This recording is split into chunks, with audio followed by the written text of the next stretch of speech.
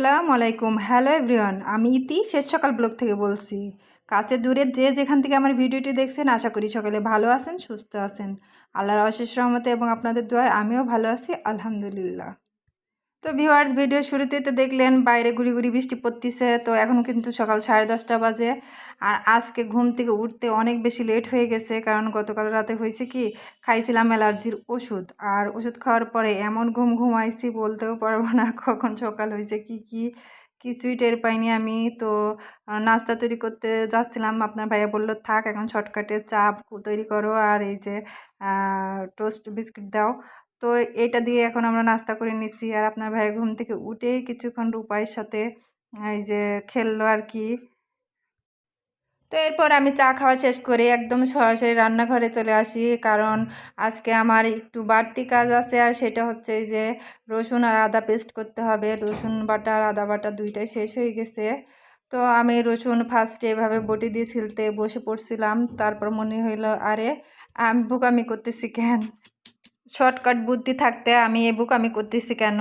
তারপর এই তো আমি একটি নুরার সাহায্যে সুন্দর করে একটু একটু রসুন এভাবে পেছন দিকটা একটু থেতলে দিচ্ছিলাম। তারপর এভাবে আসলে কি রসুনটা খুব সহজে বেছে নিয়ে যায়, খুব তাড়াতাড়ি হয়, সময়ও বাঁচে। আর এই যে খুব সহজে কিন্তু এখন ছিলা যাচ্ছে। আর আমি ফার্স্টে আমার মনেই ছিল না, বটি দিয়ে কাটতে বসে পড়ছি, আর এভাবে অনেক লেট হয়। তো এই তো ভিউয়ার্স দেখুন, মানে নিমিষেই কতগুলা রসুন আমি বেছে নিলাম খুব সহজেই। আর বাকিগুলো এখন আমি বেছে নিচ্ছি। আর এই ভাগে আমি আমার প্রিয় সকল আপু ভাইয়াদের কাছ থেকে মূল্যবান জিনিসটি চেয়ে নিচ্ছি, আর সেটা হচ্ছে প্লিজ আমার সকল প্রিয় আপু ভাইয়ারা যারা যারা ভিডিওটি দেখা শুরু করেছেন, তো আপনারা একটি লাইক দিয়ে দেবেন মনে করে। আর যারা যারা আমার চ্যানেলে আজকে নতুন ভিজিট করেছেন, আমার ভিডিওর কোনো একটি অংশ যদি আপনাদের ভালো লেগে যায়, প্লিজ চ্যানেলটি সাবস্ক্রাইব করে পাশে থাকা বেল আইকনটি অন করে দেবেন, যাতে আমার ভিডিও আপনাদের কাছে খুব সহজেই পৌঁছে যায়।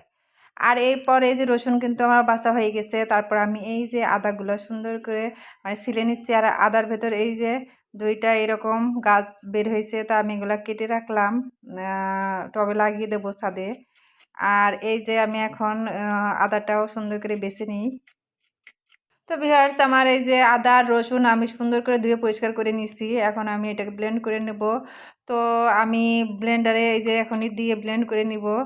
আর আমাদের এদিকে খুবই কারেন্টের ডিস্টার্ব করতেছে। আপনাদের কার কার ওখানে ডিস্টার্ব করতেছে কমেন্টে জানাবেন। আমাদের এখানে নাকি শিডিউল করে দিছে, মানে 1 ঘন্টা কারেন্ট থাকে, 1 ঘন্টা থাকে না। এই জন্য মানে খুবই সমস্যা হচ্ছে, কাজ করতে পারতেছি না ঠিক মতো। আর কি বলবো, বলার ভাষা নেই। আর প্রচণ্ড গরমও পড়তেছে কয়েকদিন ধরে। তো এই তো আমার পেস্ট করা হয়ে গেছে। এগুলো আমি এখন এই যে বক্সে ভরলাম, বক্সে ভরে এখন রেখে দেব। আর এদিকে আমি অফ ক্যামেরায় রান্না বসিয়ে দিচ্ছি, কারণ আমি সব কিছু ভিডিও করতে গেলে আমার খুবই লেট হয়ে যাচ্ছিল। আর আজকে যেহেতু মানে মেঘলা দিন আর বৃষ্টি পড়তেছে একটু একটু, তো ভাবলাম যে খিচুড়ি বসাই দিই। তো এদিকে আমি এই যে খিচুড়িটা বসাই দিছি এই পাশের চুলায়। আর এই পাশের চুলায় যে প্রেশার কুকারে আমি গরুর মাংস বসাই দিছি। তো বৃষ্টির দিনে আসলে খিচুড়ি খাওয়ার মজাই আলাদা। আর কে কে বৃষ্টির দিনে খিচুড়ি খেতে পছন্দ করেন কমেন্টে অবশ্যই জানাবেন আমার প্রিয় সকল আপু ভাইয়ারা। আর প্লিজ আপু ভাইয়ারা এটা রিকোয়েস্ট, সেটা হচ্ছে প্রত্যেকটা ভিডিওতে এখন সবাই বলে একই সমস্যা বলতে আর ভালো লাগে না, স্প্যাম কমেন্ট করবেন না প্লিজ, এইটা কেউ করবেন না। তো ভিউয়ার্স, এই তো আমার গরুর মাংস রান্না কিন্তু অলরেডি হয়ে গেছে। আর এই পাশে চুলায় আমার এই যে খিচুড়ি রান্নাও হয়ে গেছে। তো খিচুড়িটা আজকে একটু নরম নরম রাখছি আমি। আর এই নরম খিচুড়িটা খেতে আমার খুব ভালো লাগে, কিন্তু আপনাদের ভাইয়ার ঝরঝরা খিচুড়ি বেশি পছন্দ। তো প্রতিদিনই তো হাজব্যান্ডের পছন্দের রান্না করি, আজকে না নিজের পছন্দের রান্না করলাম, এই আর কি। তো যাই হোক ভিউয়ার্স, যারা যারা কষ্ট করে এতক্ষণ ধরে ধৈর্য সহকারে আমার সঙ্গে ছিলেন, আপনাদের প্রতি রইল অসংখ্য ধন্যবাদ, দোয়া আর ভালোবাসা। আর নতুন যারা এসেছেন, যদি আমার ভিডিওর কোনো একটি অংশ আপনাদের ভালো লেগে যায়, প্লিজ চ্যানেলটি সাবস্ক্রাইব করে আমার পাশে বন্ধু হয়ে থেকে যাবেন। আমিও অবশ্যই চলে আসব আপনাদের বন্ধু হতে। আর সকালে ভালো থাকবেন, সুস্থ থাকবেন, আল্লাহ হাফেজ, আসসালামু আলাইকুম।